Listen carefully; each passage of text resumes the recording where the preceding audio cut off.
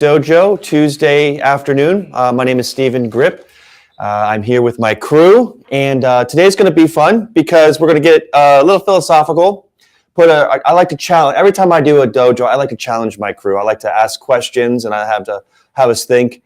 And so what I'm going to do today is our topic or our theme is going to be decision-making theory.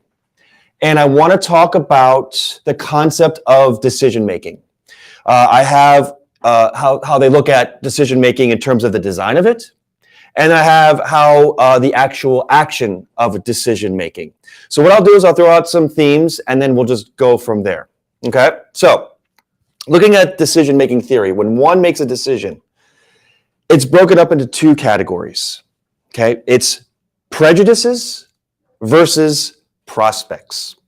And what I mean by that is when someone makes a decision on anything, they got to think about what they're deciding on. And they base it off on these two criteria: prejudices, or how is this going to affect me now? Or prospects. How is this event down the road that I don't know going to affect me? And I want to hear from you how you incorporate the decision in talking to a client. Do you think about this when you're talking to a client? When they're talking about, I need to make a decision that affects me now, or the prospect of, I don't know what's going to happen, but I need to make a decision so that unlikely event does not mess me up? Thoughts? I had this happen before I ate lunch. Okay. So Michelle made this chicken dish last night that took like 17 pots. It was basically just a chicken breast in the oven with dressing and noodles, and that was it. And that's what I had for lunch today. And I'm walking in there, and I'm like, you know what? It's pretty good. It's okay, but I'm like, what if we got anything factory meals? I was like, let's see what type of factory meals we got, right? There was only one left in the fridge. And I go, I'm not going to take it because I already have lunch. I'm just going to eat my lunch. It's okay. I don't have to save it till Wednesday. I'll just eat it today. That's fine. It's just a little bit of chicken and some noodles. That's it.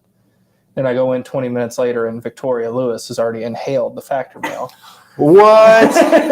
But think about your perspective. But Yeah. that was my idea of thinking. That's like, do I actually need this? No, I don't. I have something right in the other fridge. Would I like this better? Yeah, but why would I take it if I already have something? Right.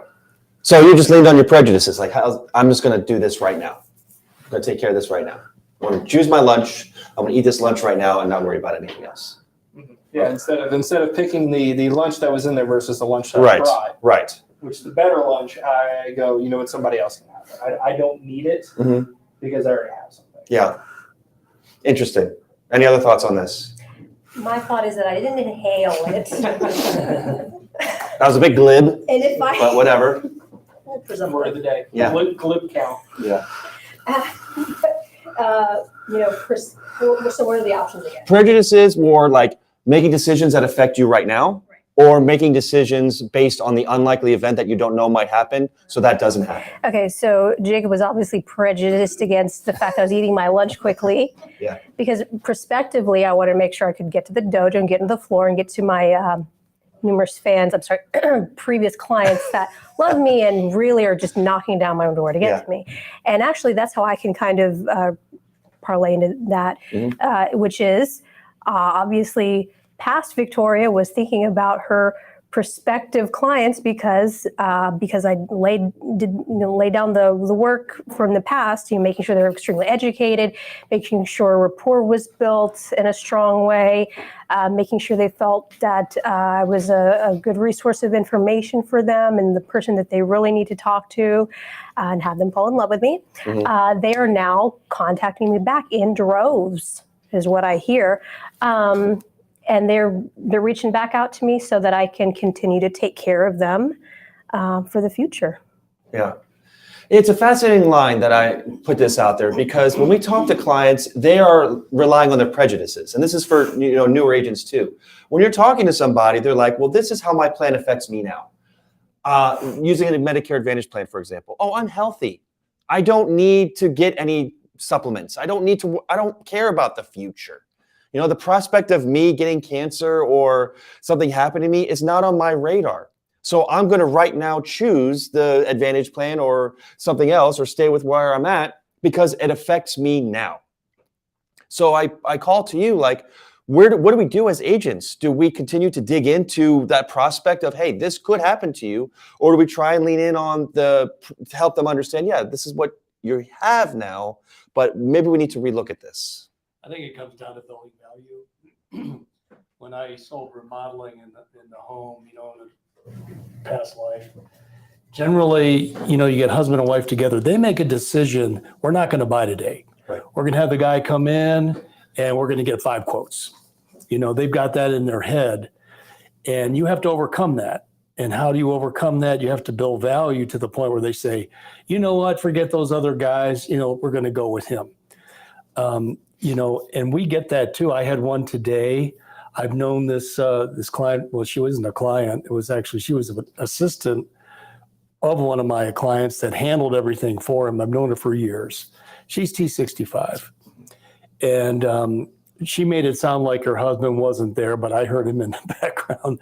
And I've known her for so long, and it's like, well, do I really push her to make the decision now? She's going to be T65 in February.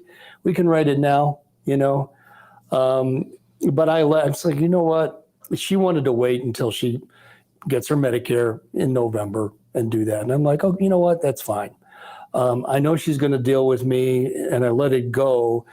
But there's a fine line there to when do you push somebody to buy now, or when do you give it some rope, let the line out a little bit. Well, let me ask you, what are some clues, because you've been doing this for a while, what are some clues that you pick up on that tells you, okay, I pushed it to the limit, I need to lean into them prolonging their decision? Yeah, it's kind of tough. I mean, you have to listen to the voice inflections and, just kind of try to judge the client where they're at.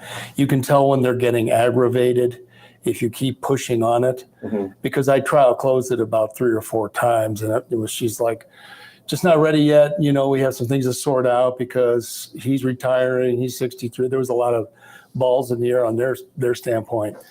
But generally, you want to go in with that shark attitude, where you're taking no prisoners, you're going to get the sale, but there is a time to lay off a little bit, because sometimes you can rub people the wrong way by being too aggressive.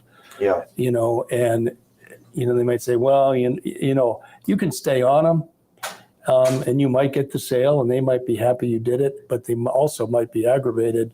They might take the, give you the order just so they can cancel it later, just to get you off the phone. Right. But it's a fine line. But that's an interesting point, Stephen, really, because people do have preconceived notions on what they want, especially when they call in. They have a preconceived notion on what they want, what they expect. Some people, it's like, hey, I want to get this off my plate. Let's get it done. Other people are just kind of testing the waters. They want to see what's out there. They want to see how they enroll in Medicare and go through that. They don't have a lot of time. Generally, it's like, I'm on my lunch hour. I've got 20 minutes to talk about this. You can reschedule it. But getting rid of preconceived notions, I think what I found is going back to the building value. If you build the value to the point, and especially from a time frame standpoint, time is valuable. How much time you want to waste on this. We can get this done very quickly, and and you can forget about all that junk in the mail and all those people calling you. You can just put it aside. Yeah. Here's a concrete example of that, but also as an agent deciding what route to take, instead of you making a decision on, am I going to buy or not? With Becky out these past few days, I've been handling the people that call in. She had a gentleman call in. It was a month or so after his first anniversary with Aetna. And he was like, look, I just have a couple questions. I just need to ask you. And I go, okay, I'll answer anything that you throw at me. If I don't know the answer, I'll find it. His first question was, okay, I got this rate increase up to 163. Is that going to be the best thing for me for next year? And went and looked. And after a few minutes, I was like, well, there's one company, it's 149. but it's their first year doing it. We don't know how they're going to be. I'm a little weary of it. I haven't sold it personally just because I don't know what's going to happen. He goes, then I'm good. First off. So from then I was like, okay, he's recognizing here, okay, I'm getting some trust with him. Mhm. And then he goes, okay, I got 2 more questions for you, but I don't want a sales pitch. And I go, you're not going to get one, but go ahead. So in my head, I know immediately, okay, he's looking for Mr. Shark to come out. Right. That's his preconceived notion. Okay, this guy's going to try to hard sell me something I don't want when all I have is a question. And the first thing he asked about was Advantage plans. Right. Because he goes, I know the premiums with them. And like right now, I'm just really worried because I might have to get my shoulder repaired. I might have to get my hip done. I had prostate cancer 2 years ago, and there might be a reoccurrence of it. I just don't know what's going on. But a lot of his surgeries and talking with him, they were all quality of life surgeries. They weren't necessarily, I can't walk. I need my hip replaced. It was, you can get your hip replaced if you want. Right. But it's not a grade A necessity. We need to get this done tomorrow. Like, you can still walk. It hurts when you walk, but this is going to make it feel better. So like a maintenance surgery. Kind of, maintenance surgeries on it. So that's what he was asking questions about. He was like, if I have these in the future, am I going to be able to do it with an Advantage plan? And I go, well, 2 things to it. Number one, Advantage plans are made for healthy people, not for sick people. So the more you use it, the more you got to pay for it. Number 2, you got to go through pre-authorizations. And from there, he was like, all right, fine.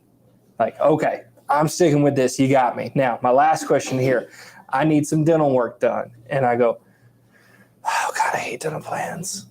And usually the funniest thing is, though, this is a little trick. When you talk about dental plans in that way, not that they're a scam or anything like that, but you're just like, new agents would go, okay, you want to talk dental plans? All right, we offer 5 companies here. What benefit level are you looking for? Mhm. I'm not doing that. I'm going, oh, God, why do you need a dental plan? Yeah. And it's because he went to this, he's in Bertram, which is just right up the road here. Very small town type of guy. Okay. He went to his dentist that was there for 30 years. They bring in this new hotshot dentist, and all of a sudden, everybody has to get deep cleaning. Correct. Deep cleaning. Everybody has to get deep cleanings, no more standard cleanings. And he goes, I'm not going to pay $400 when I just get my teeth cleaned once a year, and it's $50. Yeah. I'm not.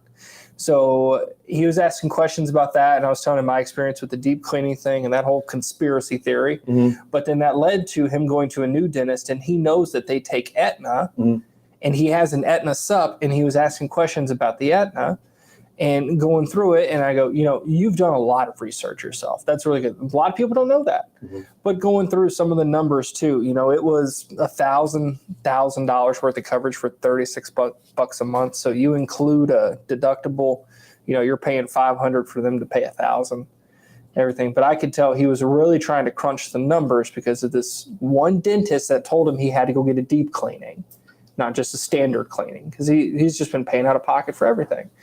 And I could tell that he was getting a little number frustrated. And if I knew we kept talking about numbers and keep talking, then he would just go, whatever. I'm not trying to sell it, number one. I'm just trying to help the guy and figure out what he needs. Right.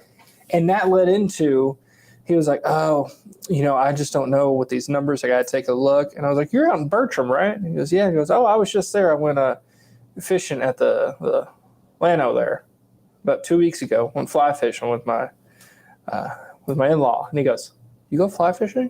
I go, oh, buddy, come here. So for the next 10 minutes, we're talking about how he takes a trip to Alaska every year to go fly fishing, how he goes fly fishing in Alberta, Canada, all this other stuff, how he fishes at the coast. And it was another 5 or 10 minutes. And then at the very end, just great stories and things like that, just talking about fishing, eating fish, recipes, whatever it is. Then at the end, he goes, so what do you think I should do? And I know at this point, okay, he trusts me fully for me to make this decision for him. And I told him what I honestly thought. I go, do not buy anything right now. You need to go to this new dentist that takes Aetna and see if they prescribe you a deep cleaning, because I bet you they probably don't. I bet you it's just a standard cleaning and it's $50 and you pay your cash and you're good. No dental plan for $40 a month is gonna be worth that when you even have a deductible too. Now, you mentioned earlier in the conversation that he said he needed to have a lot of dental work done. No. Okay, No. maybe I misunderstood that. No, 'Cause, he, half of the people that call in, they've already yeah, they've already wrecked their car and they're trying to buy car Yeah, insurance. exactly. But the best part about these was at the end of it, and I told him, I go to the dental office and just ask them, do you think I need a deep cleaning before they do anything? Because he was mad because when he went to the old dentist, even after they said deep cleaning, he goes, okay, can I still get my teeth cleaned? And they go, no, because we've told you have to get a deep cleaning. And so if we just give you a regular cleaning after a deep cleaning, then it's going to negate our suggestion. Yeah. And that's going to go out. And so that's what I was telling him. And then he finally goes, you know what? I bet you're pretty good at this. And I go, yeah, I like to think I'm not the best. I'm pretty good. Yeah, I'm better than average, but that's the glibness coming out. Right. Glib number 2. There Right. we go. But he goes, I can tell that like you actually do this, but what you say, it matters. You're not trying to sell me something. You're actually trying to solve my problem. And he goes, that's why I can tell that you're really good at this, because you could have pushed an Advantage plan on me. You could have pushed a new supplement. You could have pushed a new dental plan, all this other stuff. But you actually told me and helped me make the decision. Okay, this is what I need to do, X, Y, and Z here coming up for my best interest, not for your best interest. I was like, yeah, exactly. And he goes, you know what? I like you. And I go, well, I like you too. But, Rebecca Foster, she's your agent and everything. He goes, yeah, that's so nice. Send me your email. I want to work with you. And I'm like, Uh-oh. He fell in love. I'm like, oh As they man. do. Well, yes, but I mean, you and Becky have been working for a long time together, so you've had these crossing of the streams. So it'll be fine. But that is, but we're getting to helping him make a decision. So, Michael, I'll ask you. Okay, so you've been on the phone for how long? Since this week? Yes, since Tuesday last week. Okay, so you've had a couple conversations, kind of digging in, getting your feet wet. When we're talking about decision-making process, you are at just the beginning part of the conversation, like just trying to get them to understand what they have, trying to get them to understand who you are. What have you learned by talking to these people who are asking you questions about Medicare? What have you learned about it? Quite honestly, we haven't gotten that far. Okay.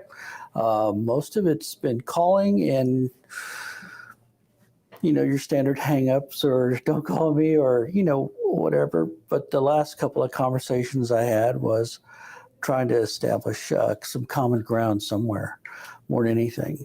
So when I'm listening to what they're saying, I'm just trying to paint the big picture for them and circle back to our process and keep them on that right path. And so far, it's been a tough road to hoe. Yeah. So it takes a little bit. Mm-hmm. We all started somewhere. I always tell my story. When I started, I was a teacher. Mm-hmm. So I taught for 20 years and then I changed careers. So my first couple of weeks, my mindset is, I just need to educate them. I will educate them on Medicare. Here's how Medicare works. Back in 1965, the government, blah, blah, blah, blah. And then here's how supplements work in a nutshell. And no one would buy anything. And I'm like, why is no one buying anything? And I started to realize that these people were not my students. They're human beings who had needs and issues and concerns. And that's what started to help me get better at sales was I started to listen more. So one thing that I talk about decision-making theory is when we talk about, preconceived notions or prejudices that they have, I want to go back to that for a second. Is it our job to lean into their preconceived notions or their thoughts? Or is it our job to have them realize that they're wrong, that their preconceived notions are wrong? And we need to instill what Medicare really is capable of doing for their well-being. Well, I think both, in my opinion. You want To You can't do both, one or the other. No, I'm just kidding. so Girl, it's- sleep on it.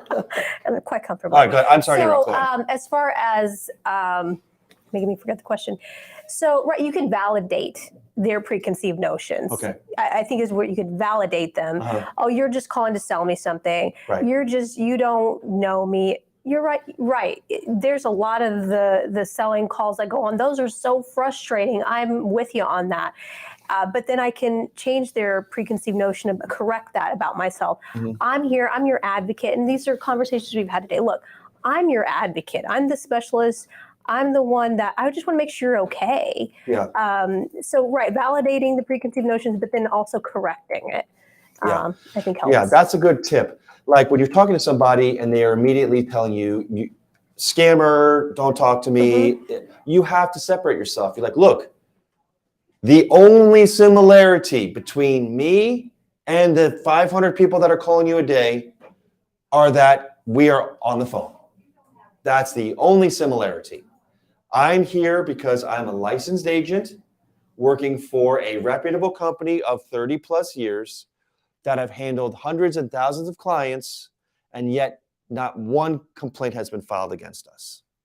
Now, we can go over that. I could send you the emails, I could give you the history report, or we can talk about what is really important to you, which is your coverage. And a lot of times people will still be on guard, but at least they know that, okay, I'm not here to sell you something. I'm here to provide a service. Anytime I talk, and I share this with you guys, and you guys use this too, I'm not a salesman. I don't sell things. I make recommendations. Because when I listen to you and I need to know what your situation is, I want the decision to be made to best suit you. Not that you need it right now, or maybe there's something, a prospect of sickness down the road, whatever it is. But the decision that you make is going to be the best decision that you've made. Because one, you're getting the best policy that's going to cover you, and you're getting me, who's going to be watching over you like a guardian angel, making sure that anything happens to your policy, any hiccups or any disruptions, I'm going to be watching and I'm going to let you know. And that's what we need to do as agents over the phone, is to get them understanding, to go from their personal preconceived prejudices to their prospect of, hey, this can happen to you and we need to get you taken care of. And when they don't hang up and they keep listening, that's their way of saying, I'm listening, continue. Right. Keep going. They obviously they're curious to know what you're getting ready to say. And you do it right, and they will, as we've seen today, they will follow you wherever you go. Yeah. We get poisoned by the pushback words of, well, can we talk later? Or let's set an appointment for later. Because that is telling me that I don't want to talk to you. My prejudice or my preconceived notions are, you can't help me. Because my mindset is, I'm talking to you right now. This is the most important. You are talking to the most important person in your life right now, other than your family. And you need to understand that. And I think we forget that sometimes when we get people talking to people over and over, like, I'm busy right now. I got to do this. I got to do that. And we play along with that. But we have to change our way of presenting that when we talk to these people. We have to say to them, look, I understand that you might be busy, even though you're retired and you're at home and you've got a golf tee time in 3 hours. Give me 20 minutes and it is going to be the best decision that you ever made. Now, I'm not saying this to them because that's very salesy, but I'm saying that's what I'm trying to instill when I talk to them. And sometimes they break through and sometimes they don't. But that's just my method. I'm very aggressive, but I call it pleasant persistence. I smile. So, but that's what I want to get at to the next part is, how do we get them from their own preconceived notions to the prospect and saying, we got to get you into a policy, because the prospect of something bad happening to you is inevitable. I think you have to address it right away. Okay. You have to address it immediately. Whatever their concern is, that's what you need to talk about. It really is. So in our T65 presentations, you can talk about, the experts here who have been doing it for a while. We teach them about what's going to happen when you're 67, when you're 68.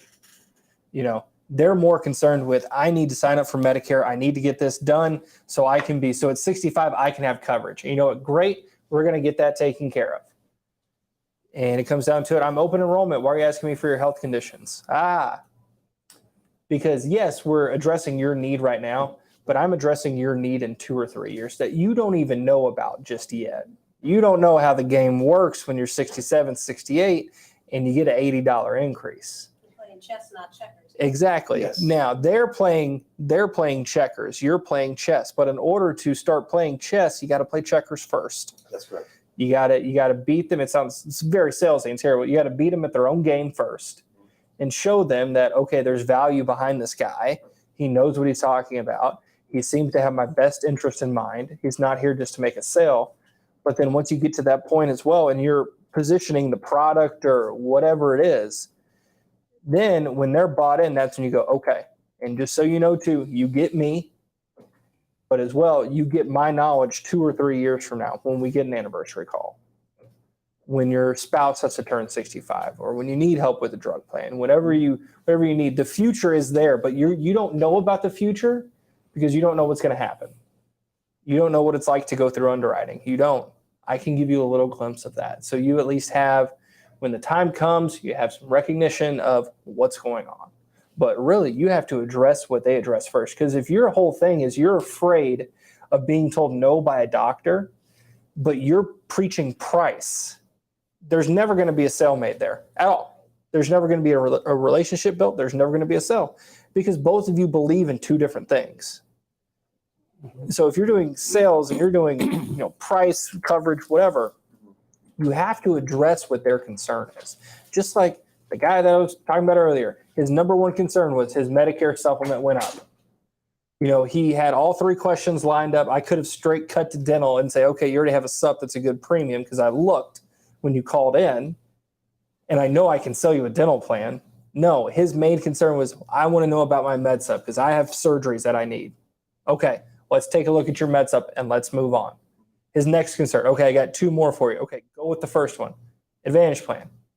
Then the dental plan. It happened with the GI deal I did today where we were trying to get signatures done for their mutual, and she was worried about getting the scope and the prescription plan enrollment. I go, we need to make sure mutual's taken care of first. Right. We need to make sure that is, because that's more valuable in both of our eyes to your mom. Yeah. That's more concerned. She's going through active cancer treatments as we speak in Austin, Texas right now. Like she has radiation treatments every week. And this is starting 10-1 for her. Her life's going to drastically change because right now she's on an Advantage plan. It's going to change fully. But that's what you have to convey from it. So sometimes, you got to really say it like, look, I understand that you want to talk about this here, but we got to address this before we move on to this. Right. And that's how I personally do it. Whatever your concern is, I will certainly bring it up. We'll get that taken care of. But by the end of it, you're going to learn about what your future is going to look like. So Alice, hi. So I know you've been working with Victoria. I don't know if you've had any calls or conversations. Have you had any conversations at all? No, Not really? Basically, they're just saying that they either had it already. So one was the lady who had a group plan, and she was 64, and she's like, well, I already have a group plan. So I talked to Victoria about it, and she kind of gave me the segue of I could have went into like getting her Part A, I guess, and kind of gave me more information on how to deal with that if I get another call in reference to that. See, and that's what's great is Yeah. that we get closer and closer to the decision. Their prejudices are, I already have a group plan. I'm already taken care of. Yeah. And then Victoria probably went over with you like, well, there's other options that could benefit you more. So that's what's exciting about talking to these people in their own preconceived notions. I love changing their minds because I'm not trying to switch them or put them in a worse position. I'm trying to put them in a better position. The thing about group plans, and we'll just talk briefly about group plans before we move on, is that people think that they're better than Medicare. They immediately think, oh, my employees are going to help pay for it, and I'm taken care of. And what that tells me is that I don't want to think about it. I don't want to think about it. I already have. I'm fine. But what they don't understand is that they're limited. They might not be paying a lot, and price-wise, group plans are not bad, but compared to Medicare, it is a world of difference. They're designed for people who don't use them. That's why they're so great, because they don't cost anything because you haven't been sick. Yeah. They're great, sure. And that concept of plans are awesome because I haven't used them is rampant throughout people of this generation. How's your plan? Oh, it's great. Haven't had to use it. It's awesome. did you hear what you just said? You know, like it's really hard for them to realize what they're saying is really not making any sense. Yeah. You have to make people understand, look, you're heading into a different phase of life here, right? Yeah. You just have to get them to see that. And we talked about questions to ask them that I promise you, in the going on 5 years I've done this, not a single person who is considering staying on their group has ever had a group insurance rep come to them and explain to them the difference between Medicare, or if they stayed on the group, or preemptively say, look, you can still have access to your group, but now you're going to take on this other portion, or answer any of those questions. Not one time has anybody ever told me they had such a good insurance rep at work that they actually did that. And it ain't going to happen. And you have to know that that's the case. Their whole life, they get their pay stub and it says Medicare, X amount of dollars. And they're like, oh, I'm paying into Medicare.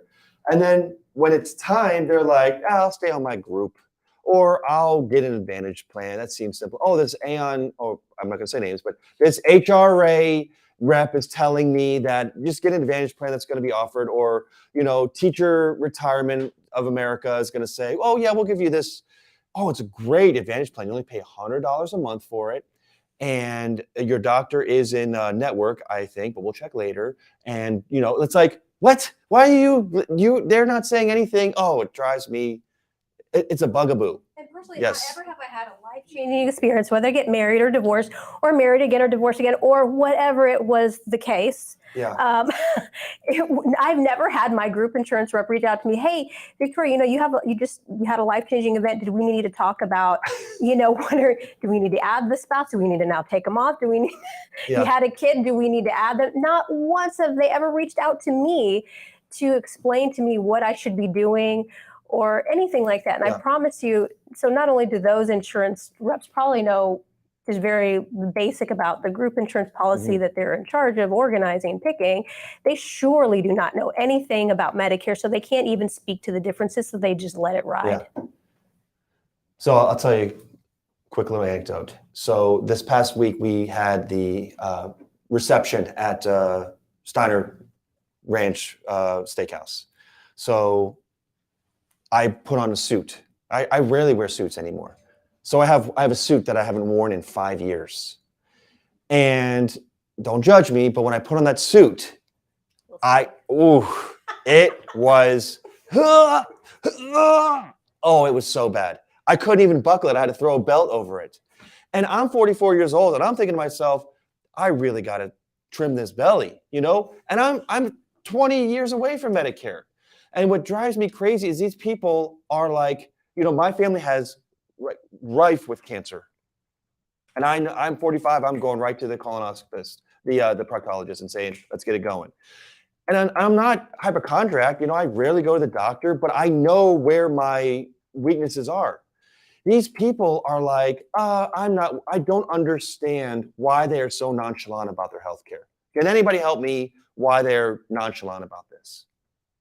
They're going to live forever, I guess. Well, usually when people are on group plans, they're young, they're healthy, they don't really need it. They know if something happens, they think they're covered. What I tell people that are on group plans or group retiree plans, it's like, you may have a really good one. You might be a retired general or a politician, and that's great. You don't pay anything for it, and we get free massages once a month. But most people aren't on that type of plan. They generally change every year, and usually it means you're going to pay more money for less coverage. People don't really know what kind of coverage they got unless they read their policy. And I tell my own story about that. I couldn't wait to get on Medicare. $6,000 deductible and a high monthly premium. Now, I can go wherever I want. Yeah. I pay less per month. I don't have to worry about it. It's so refreshing. It's really, when it comes down to peace of mind, things like group plans, Advantage plans, the future is uncertain. You don't know where this thing is going. When you're on Medicare and a supplemental plan, it's standardized. They can never change it, never change the terms and conditions. As long as you have it, you know what you've got. You don't have to worry about it. It runs on autopilot. Boom, you're done. Yeah. And peace of mind is something that seniors really look for. What if it's wrong? I was gonna circle back here to Okay, the yeah, very go. beginning Please here. take it. Yeah. Because this is my theory here. If you worked at a company, say you started when you were 20, okay, and you worked for 45 years at that company, and they had group benefits, how many times were you able to go and actually shop your own health plan? Never. Never. They give you a, Shell's going through it right now with her new Couple job options, offer. yeah. They give you a high deductible plan, they give you an HMO plan, and they give you a PPO plan.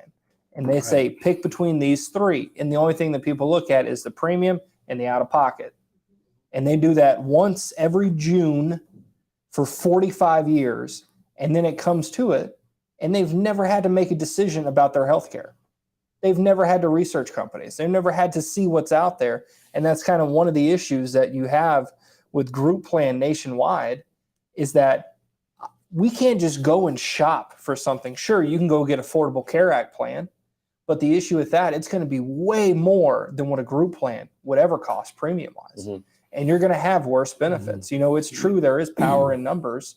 So if you have 1,000 employees and you offer group coverage, that's going to be way more affordable than it is for an Affordable Care Act plan. Yes. And the word affordable is even in it. Mhm. So from that point, society is so brainwashed to just know my employer is going to take care of it. I don't have to think about it. They'll have an insurance option, and I'll just have to pick one out of the three.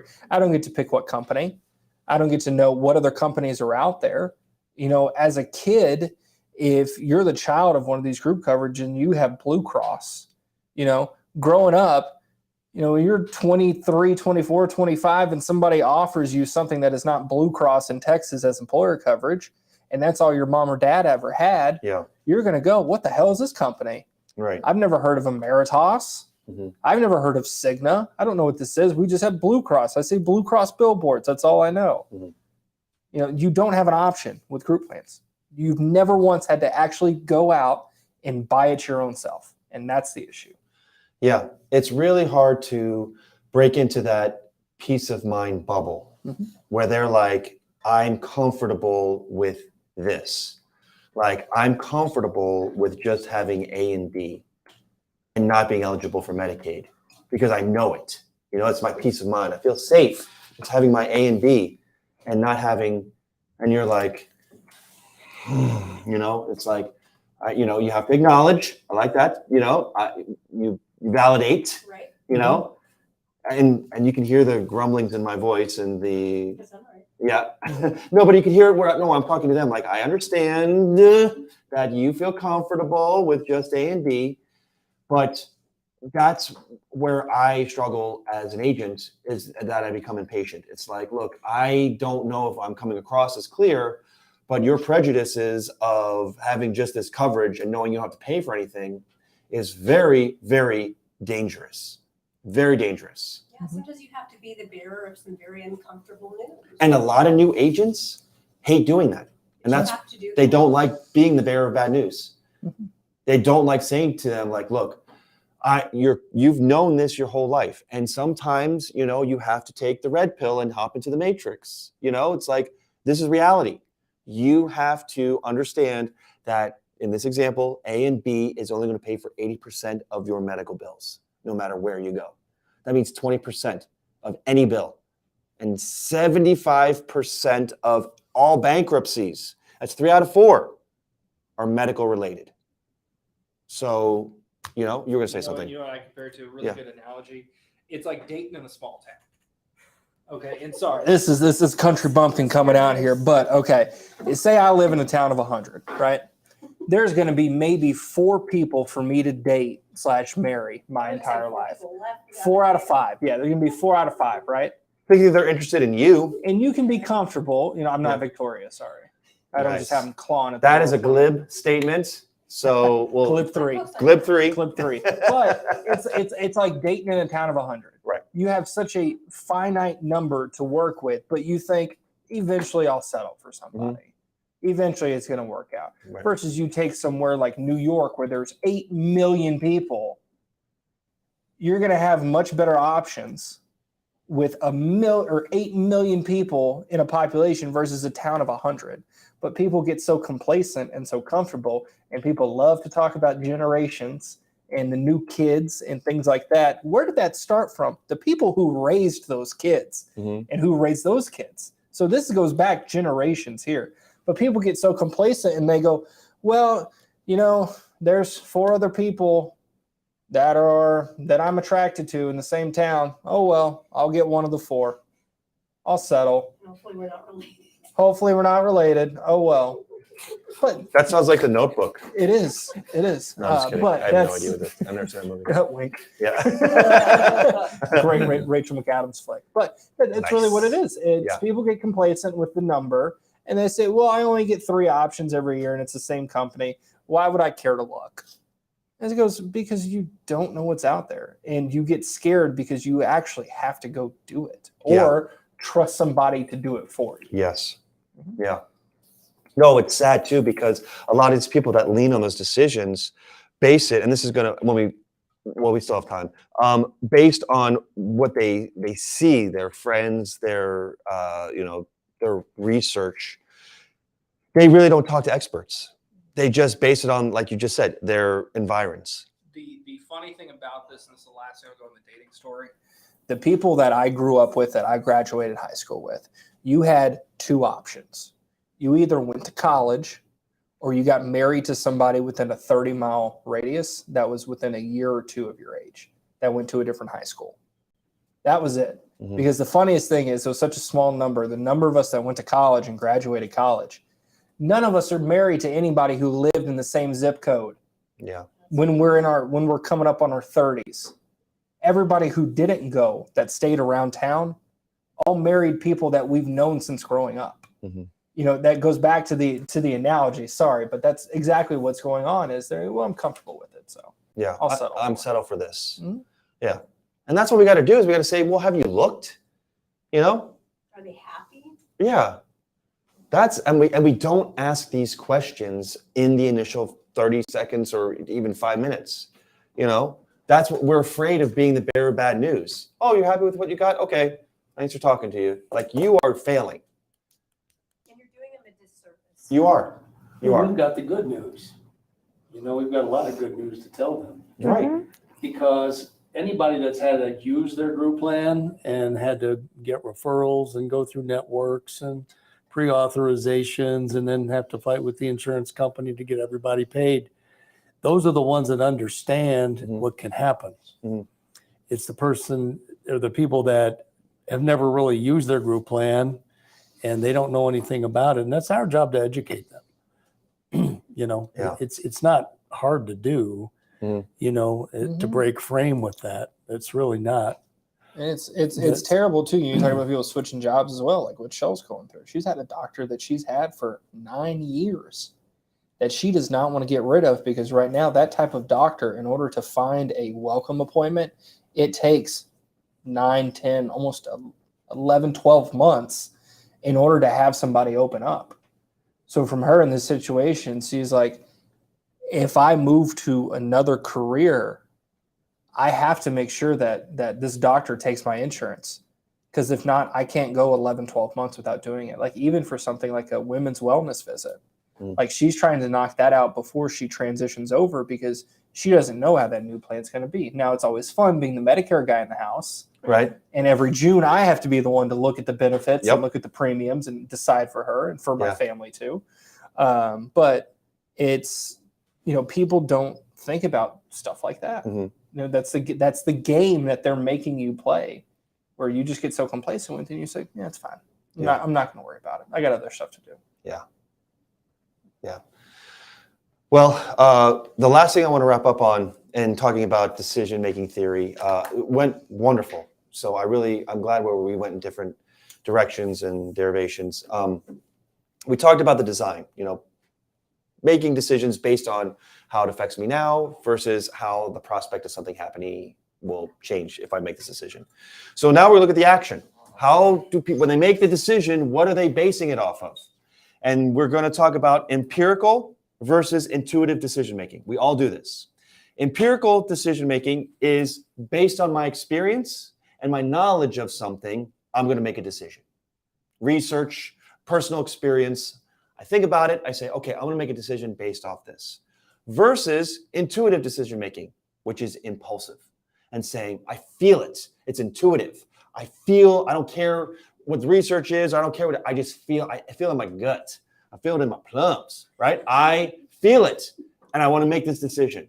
So my question to you is, when you are talking to a client, where is the more effective closing going to happen?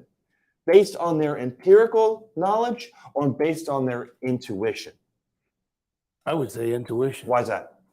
Well, because you've reached their emotions, and that's what really makes them do the decision. Mm-hmm. You know, the things that they've learned and everything, that could be all wrong. But when they feel good about you and they trust you, they're going to buy anything from you. Yeah. You know, and that's the thing. Once you get to that point, you know, I hate to say control, but you've really got complete control of the situation. They will believe you. I mean, why are they calling an agent to begin with? You know, why do people get attorneys? Why do people get CPAs and accountants? Because they don't know anything about that stuff and they don't want to mess with it. They want to go to an expert, somebody that knows how to do this stuff. You know, this is what we do. This is our craft. They don't know anything about it. As long as we establish who we are, what we know, you know, they're going to buy from us. Mm-hmm. You know, and why would they buy from us than from another agent? How we conduct ourselves, have we built the trust, have we done all the right things? But it is that, you know, subconscious connection that makes the sale. Mm-hmm. It has got nothing to do with what they know. Now, what their friends tell them, you're going to have to overcome that. You know, their friends might be totally wrong, and usually they are. Mm-hmm. But you just got to cut through that.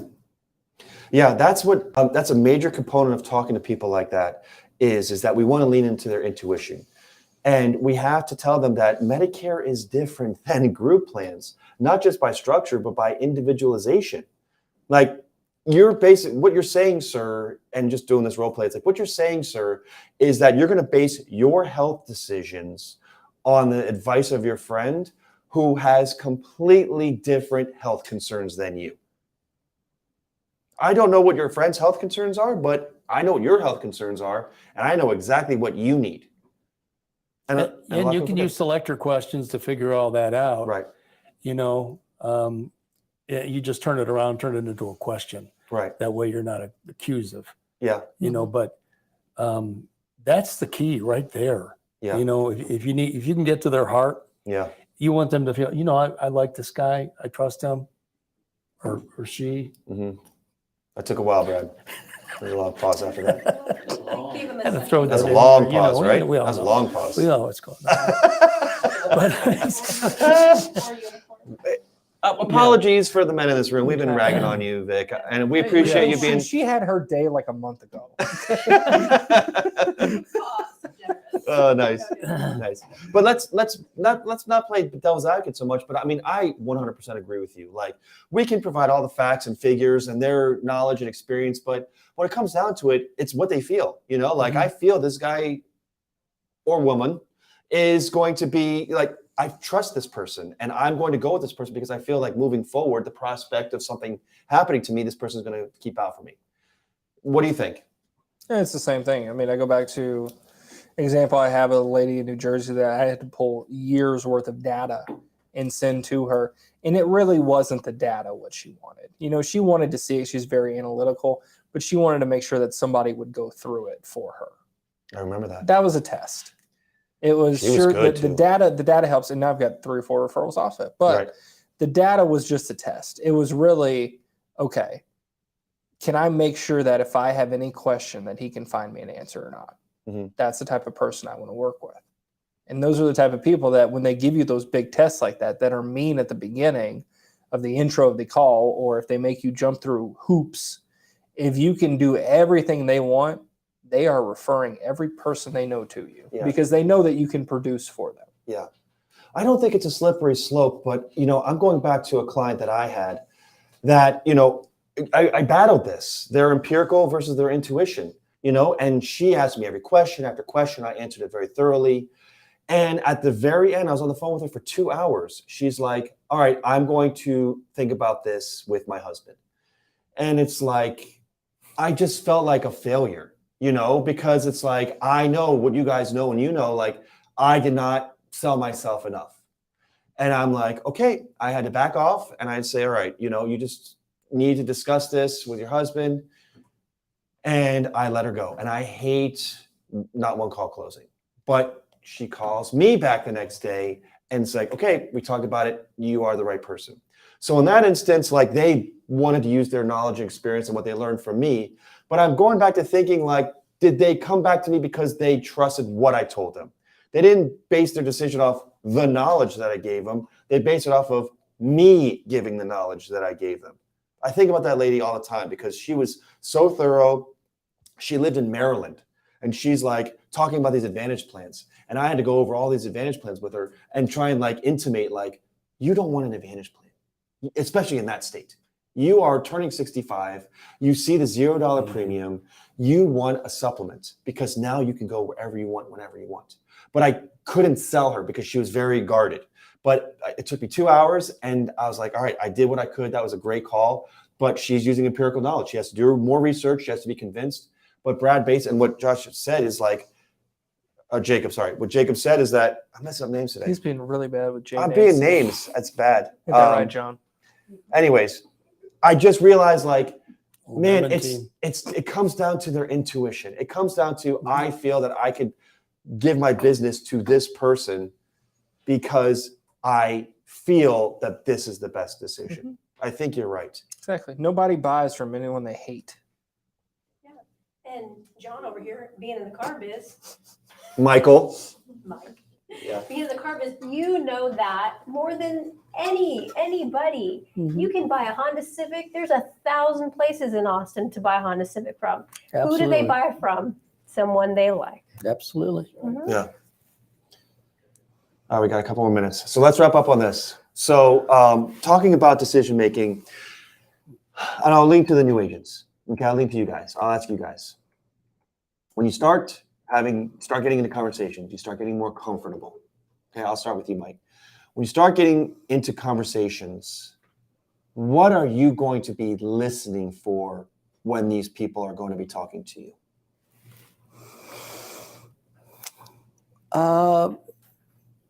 I kind of break it down in a couple ways. One, I want to hear the inflection of what they're saying, and kind of read the room.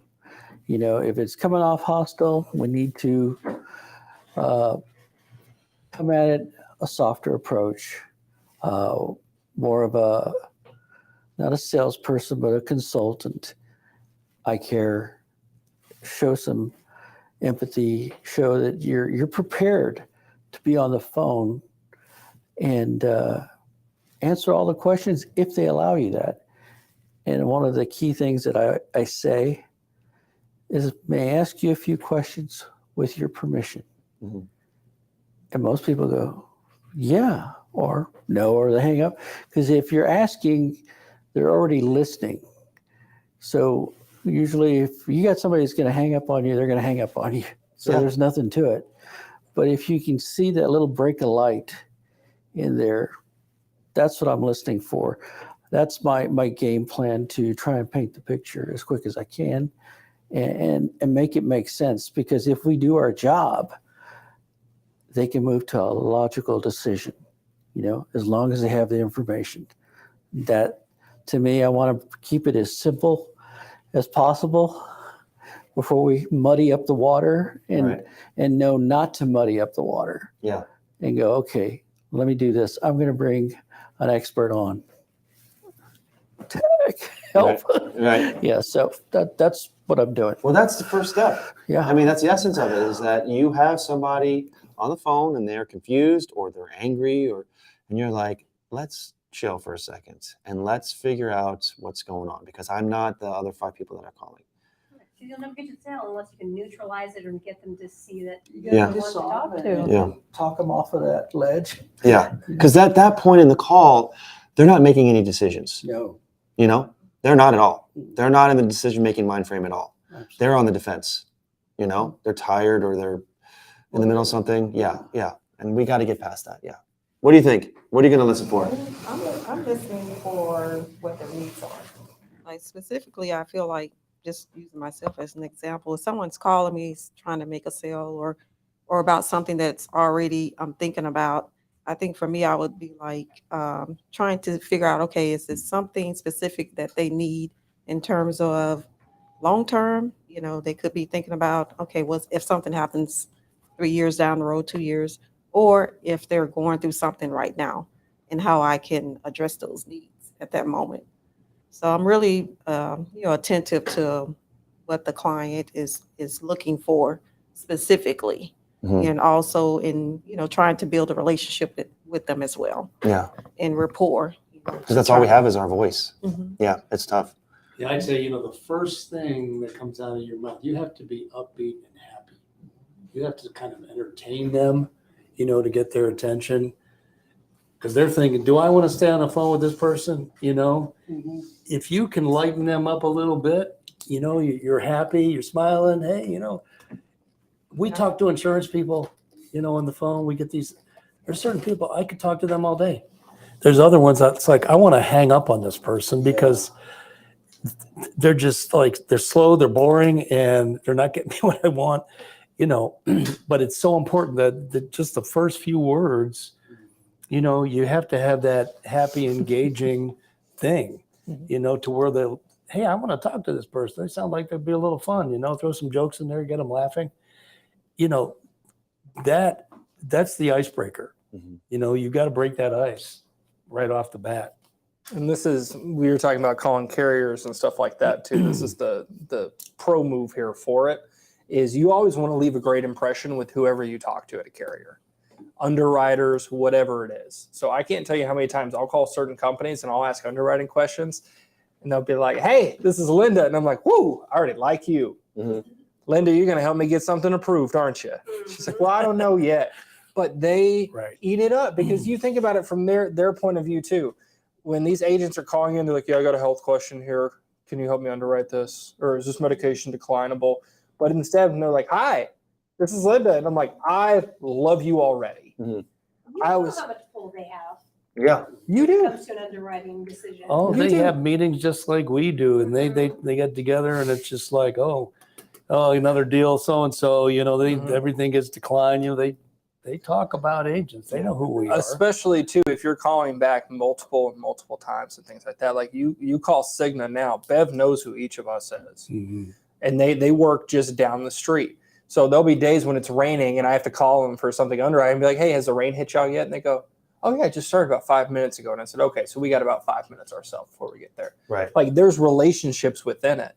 And that has a whole lot more pull than you think. They're not going to approve something that's declinable just because you flirt with them or you're nice to them. Right. But whenever you can actually treat them and appreciate them, that's why every time I get off the phone with the carrier, I always say, I appreciate your help so much. Thank you. And if they want to do the survey, I'll do the survey. It's okay because it'll help them out eventually. But you want to leave that good taste in in their mouth, especially too if you're on the line with the client and you're trying to do a billing thing. Like one lady I've been helping with Cigna in their billing department. Every time we've called, we've gotten somebody amazing. And it has just made this lady fall in love with Cigna more because she tried to call herself and she had a terrible experience with it. And we've called twice now and we've gotten on the phone for 30 minutes with people who are very competent, who can help with everything. And so we make sure that, when we're calling in, we're nice and we're polite because they're the ones helping us out. We're not calling to complain. We're calling to get answers. Yes. But if you're attacking it from the very beginning, then they're going to feel attacked and they're going to shut down. So if you ever have to call a carrier with a client on the line, or you have to call for underwriting or policy status, whatever it is, if I get somebody who's super hyped up, who's happy to answer the phone, it gives me a spark. It gives me an energy. And that's how I want people to feel when I talk to them too. Yeah, That's right. let's end there. Go. That's a good way to end. Thank you guys for stringing me along with my games of philosophy. I always get excited. I'm like, all right, this is where I'm going to start, and then we'll go from here, see how it goes. And it always ends up great. So I really thank you guys for sharing your thoughts and opinions. Good topic. Yes, absolutely. Thank you guys for watching, and Grip signing out. Thank you guys.